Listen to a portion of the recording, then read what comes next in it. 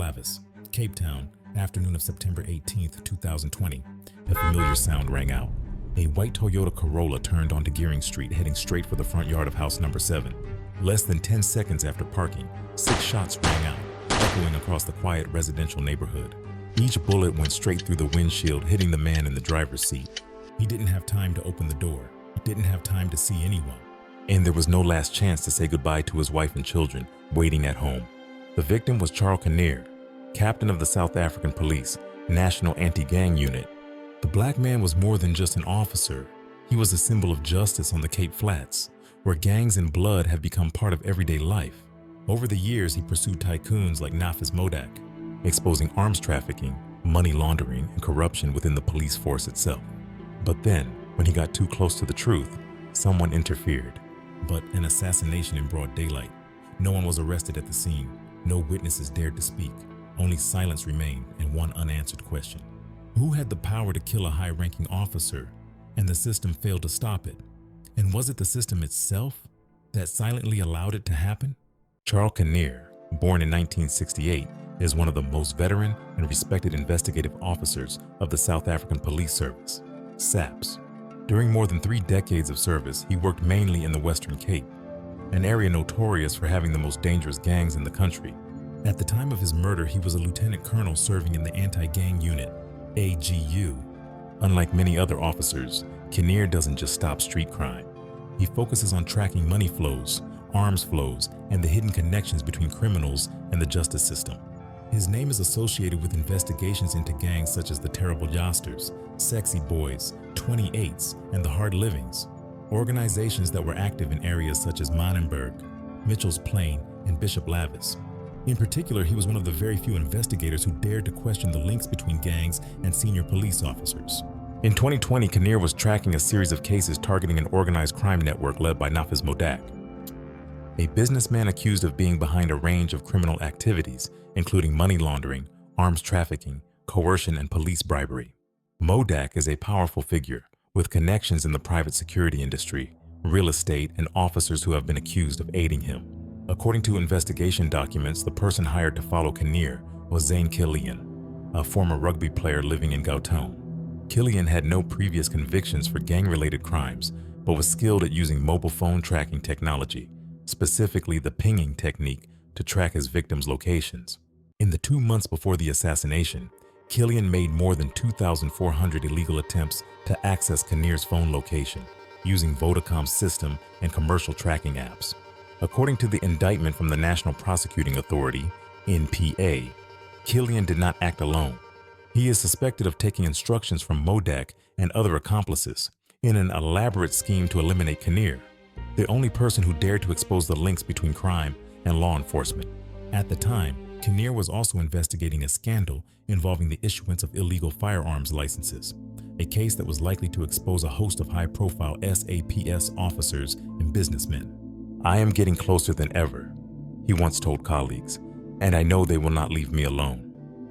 Just weeks after those words, he was shot dead in front of his home, in a residential area of less than 1,000 square meters, where he grew up and chose to live with his family all his life. His passing leaves a void not only in the police force, but also in the hearts of Cape Flats residents, who believed that if anyone could change things, it was Charles Kinnear. Since early 2019, Charles Kinnear, with the acumen of a seasoned investigator, had a hunch that something unusual was surrounding him. Strange cars parked on Gearing Street, hung-up calls in the middle of the night, and the distinct feeling that someone always knew where he was. Not a vague fear, but the survival instinct of a man who faced gangs for 3 decades. And he took action. He reported to his superiors requesting increased security, but the system, as usual, chose to ignore it. On November 23, 2019, an M26 grenade exploded right in front of his house. The explosion shook the Bishop Lavis neighborhood, damaging the fence and blowing away part of the brick foundation. In the house were his wife, Nicolette, and his son. It was no longer a warning, it was a statement: "We can kill you at any time." For a short time afterwards, SAPS deployed a 24/7 security team outside Kinnear's home, but then abruptly withdrew it in late December, just weeks after the explosion. No explanation, no reports of withdrawal, just an empty house, and an officer increasingly alone in his fight against darkness. Close colleagues, those who knew him and the enemy he faced, was warned, "Charles is in too deep. and there may be no coming back. But in high-level meeting rooms, all warnings fell on deaf ears. When an investigator is threatened with death, attacked with grenades and cries for help, and no one in the system speaks up or acts, it is no longer a personal failure. It is a complicit failure. And the most tragic thing is, Charles Kinnear knew it. He once said, "If anything happens to me, ask the people who are keeping silent." In August 2020, Charles Kinnear entered the most intense phase of his investigative career. He is completing a thick dossier, listing the names and specific evidence of many senior police officers who are suspected of assisting the illegal gun licensing network. The case could bring down an entire section of the legal system, and he knew it. "I don't just investigate gangs, I investigate the people who protect them," Kinnear once said at an internal meeting. The statement would later be recalled as prophetic, because just a few weeks later, he was murdered right in front of his house. In a place like the Cape Flats, where gun violence has become a part of life, unregistered gun ownership is common. But what really upset Kinnear was this: there are people in police uniforms behind these transactions. They use their authority within SAPS to approve hundreds of fake licenses, turning military guns into personal weapons and passing them on to gangs, from Americans to 28s. Meanwhile, from the other side, another plan is being quietly implemented. Zane Killian, a former rugby player living in Springs, Gauteng, was hired to pave the way for the assassination. Killian doesn't hold a gun, but he does hold something even more dangerous: mobile device tracking capabilities. By illegally accessing the Vodacom network, he pinged Charles Kinnear's phone more than 2,400 times in just 6 weeks. Each ping is a survey, from home to office, from secret meeting spots to child drop-off. No corner is private. The last ping occurred at 1500 hours on September 18, 2020. At exactly 1503 hours, Kinnear was shot 6 times as he parked his car in front of his house. This was no random murder. It was a plan calculated down to the second and protected by the appalling silence of those who should have spoken out.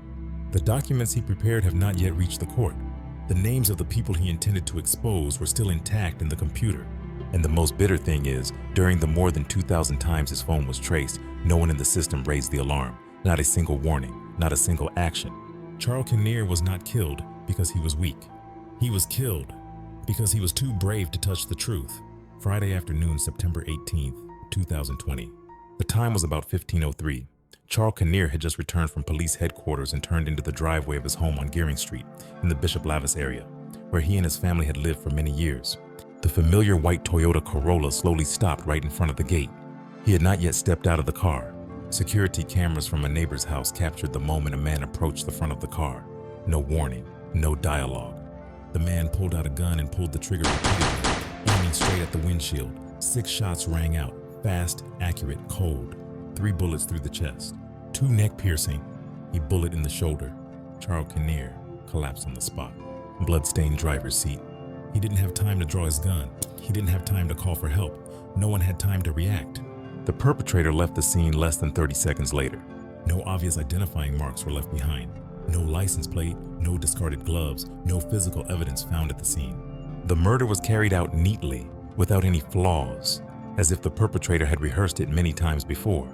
The entire crime was over in less than a minute, but its consequences will last for years, leaving behind an unending pain for families, comrades, and a justice system that is left with a huge question. How could a high-ranking officer be murdered like that right in front of his own house, without anyone knowing, without anyone stopping him? Less than a week after the murder on the 23rd of September, 2020, the South African National Police, SAPS, in collaboration with the Advanced Investigation Unit, arrested Zane Killian in Springs, Gauteng province. Killian, a former rugby player, is accused of using telecommunications technology to track the victim before the murder. The big push came from data collected from network operator Vodacom. More than 2,400 pings. The act of accessing the location of a mobile device aimed at Charles Kinnear's phone in just over a month.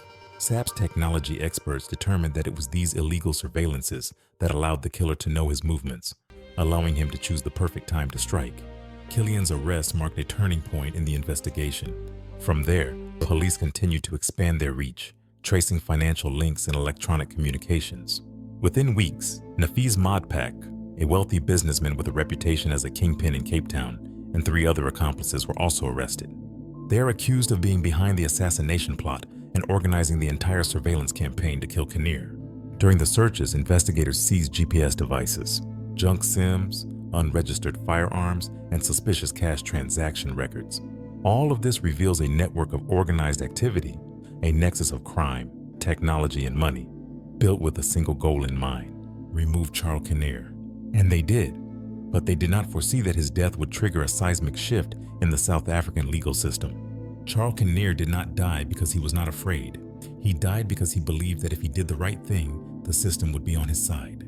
But the system betrayed him. Immediately after the assassination, the Independent Investigation Directorate, IPID, launched a comprehensive internal investigation. The initial conclusion shocked the public.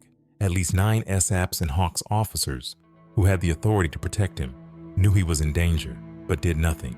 At that time, Kinnear was not just an officer, he was a detonator. He is closely following money laundering, arms trafficking, and illegal gun licensing rings involving gangs and high-ranking officers. He once sent emails to unit leaders, warning that he was being tracked more than 2,000 times via phone signals. He once asked for the redeployment of security guards after a grenade explosion in front of his house. He once said at a high-level meeting, "If I am killed, it will not be because I did not speak up." But all those warnings fell on deaf ears. It was not just negligence. IPID found many signs of systematic cover-ups. Several officers within the SAP's intelligence force are suspected of delaying or deliberately slowing the transfer of surveillance data to technical units. Several others had contact with Nafiz Modak, the prime suspect in the assassination, but were not independently investigated. A series of repeated mistakes is enough to create a deadly void, where an officer is left alone and then murdered. The dossier also shows that Modak and his group were given access to security information, including camera data and license plate numbers in high-end residential areas in Cape Town. That wouldn't have happened without the backing of someone in the industry. How could a businessman who has been accused of extortion, money laundering, and death threats have legally contracted security for villas and not been stopped? Kinnear's family have, since his death, appeared before parliamentary committees several times to demand the full release of the IPID report. But year after year, key sections of the report were labeled confidential. Those who failed were only suspended temporarily, then returned to work after a few months of silence. In a country where guns take thousands of lives every year, letting an officer like Charles Kinnear die is not just a failure of security. It's a tacit statement that, even if you fight for justice, if you mess with the right person, you'll be left alone. And the cruelest thing, he knew it would happen, but he chose to continue anyway. That's bravery, but it's also a death sentence. No one killed Kinnear alone. The system did it, through silence, through compromise, and through deliberate indifference. After the shocking assassination in September 2020, justice seemed to come quickly for Charles Kinnear's family. But the reality was an arduous journey that spanned years, with dozens of delays, legal wrangling, and constantly disputed evidence. From 2021 to mid-2025, more than 50 trials took place in the Western Cape High Court, with the 2 main defendants, Zane Killian and Nafiz Modak, along with many other co-defendants. The trials attracted great media attention because it was not just a murder trial, but a direct confrontation between justice and the underground forces within the system. Zane Killian, charged with murder, conspiracy to commit murder, violations of the RICA Act, Regulation of Interception of Communications and Provision of Communication-Related Information Act, participation in organized crime. Prosecutors alleged that Killian was responsible for illegally tapping the phone to provide Kinnear's location to the hit team, turning invisible data into a cold-blooded murder weapon. Nafiz Modak, meanwhile, was indicted as the mastermind. Charges include directing the assassination, money laundering, operating a structured criminal organization, bribery, and witness intimidation. Modak denied all the allegations and claimed he was set up by a section of the police force with personal grudges. However, several witnesses have come forward to confirm his connection to Kinnear's surveillance activities prior to the murder. As of June 2025, the case has yet to reach a final verdict. The trial continues with new witnesses being called and additional financial evidence from independent forensic organizations. The Kinnear family, especially his wife Nicolette, have made numerous appearances before the media and Parliament, demanding that the police department and IPID release the full investigation report, clarify all responsibilities, and ensure that all those involved, regardless of rank, face justice. They don't just want a sentence for the shooter. They want judgment for those who let it happen. Before he was murdered, Charles Kinnear told his comrades a sentence that makes people shudder when they remember. "I will go all the way. no matter who it is against. It wasn't just the oath of a cop, it was the declaration of a man who knew what he was up against and chose to go forward anyway. In a system where the lines between justice and crime are increasingly blurring, Kinnear is one of the few willing to fight both, the gangs out there and the gangs within law enforcement. And then he was killed, not in a raid, not in a shootout, but right in front of his house while he was parked with his seatbelt still on. The brutality with which he was killed, cold, swift, in broad daylight, was the message those behind it wanted to send to all who dared to oppose them. Even a high-ranking officer is not protected. The question is, if a high-ranking, reputable, and well-documented anti-gang officer is left for dead, who can the average citizen turn to? The death of Charles Kinnear is the most profound indictment yet aimed at the entire South African security system, from commanders who choose to stay silent, to investigative units paralyzed by fear and compromise, to weak witness protection policies.